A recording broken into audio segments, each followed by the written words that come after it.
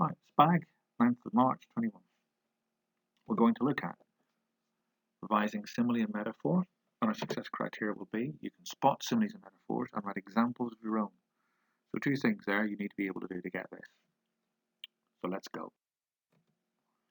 Let's begin with simile. We use simile to compare two things to each other. We use the words like or as. So like or as have got to appear in that for it to be a simile. Kind of obvious forms of comparison.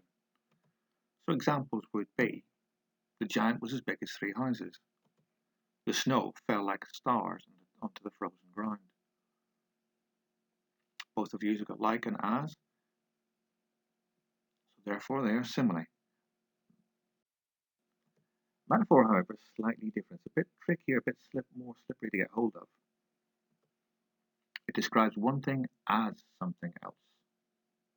Like or as do not appear, but there's still that comparison going on. Okay, it does not use like or as. Key thing here. And examples here would be, the sea was an angry dog snarling at the shore. Okay, I've had that one before.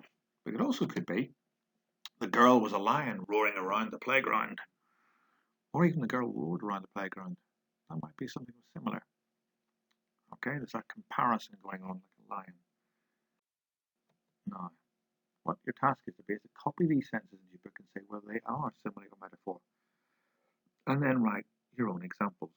So there's a bit of copying, spotting, and then writing your own examples. So here we go. Harry ran like an escaped train down the road.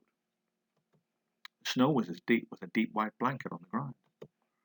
Like a thunderbolt, the eagle fell from the sky. And they've got to describe the sky using simile or metaphor. I'm not going to say anything there.